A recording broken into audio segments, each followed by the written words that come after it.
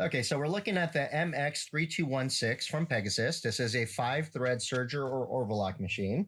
We're just going to go over a couple features, just a general overview of the machine. First things first is we have our hand wheel right here. The pulley spins away from us. Okay, most single needles we turn towards us. On an industrial serger, it goes away from us. Right here, we can see the little markings right here on the hand wheel, 1 through 7. This is referencing the stitch length. Okay, what stitch length that we are currently on. Okay, if we go right here onto the front side, we have a couple covers that we're able to swing open or move out of the way. First one is going to be right here, the front cover. We have a little handle right here. It is spring loaded. So I'll push to the right side, pull down forward, and it'll just lock out into the out position. When you want to close it, same thing, just close it back and it'll slide right on in. Okay, so we can open up this cover, the front cover. The side cover is going to be this little latch right here underneath. So it's spring loaded. You just push this down, it releases the latch, and then we're able to swing this out all the way.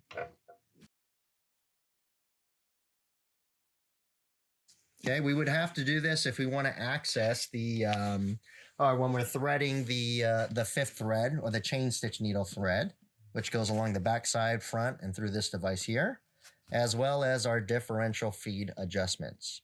Okay, so quickly to overview this adjustment here, we have 2 feed dogs. You have the front feed dog and the back feed dog. Okay, so if we're working with different types of fabrics, we want to give it a gathering look or a stretchy look or something along those lines.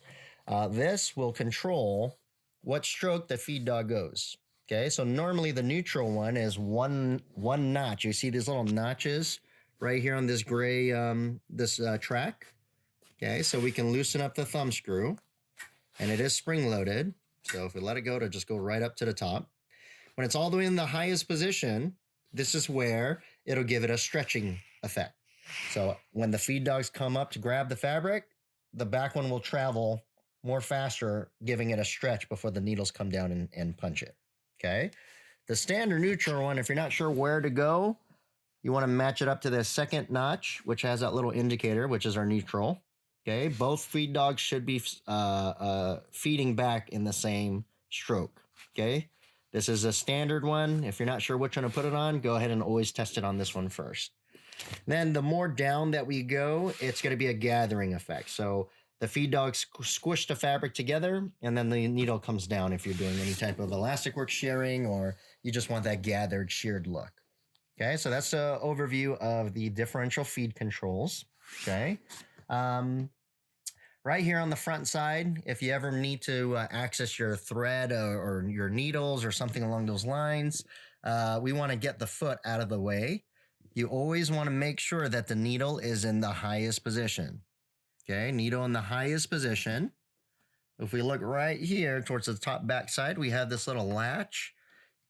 As I lift this up, you can see that I'm lifting up the holder block. We lift that up all the way. It releases the press-a-foot bar, and we could go ahead and swing this out of the way. Okay, just remember that your needles are in your up position because we don't want to pull this out and the needles are still inside of the foot. So we can let go of that latch and swing this out all the way just to get more easier access to this area when you're threading your loopers or your threads or you're changing your needles out. Good practice to just swing that foot out of the way.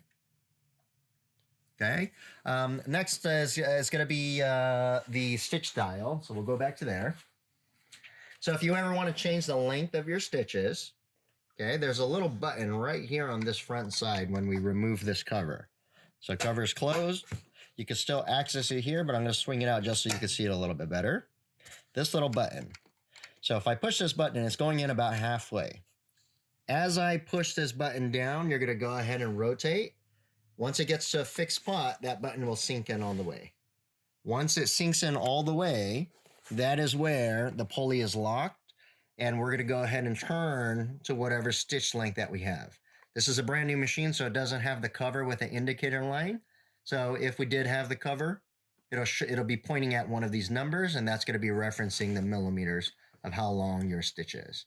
Okay, so let's say, for example, if we're right here and we want to get to a 3, I'm going to push this button down, and I'm going to rotate this net back, fighting the resistance to get it to match up to the desired stitch length. Okay, so that's how you adjust your stitch length on your serger. Now, the last thing I want to cover is right here, this little tank, this little reservoir.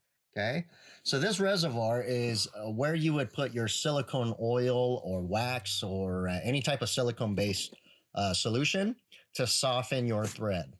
Okay, so if you open up this little tank here, this little rubber cushion, pour in your silicone liquid, and what that's going to do is it's going to soak up this felt.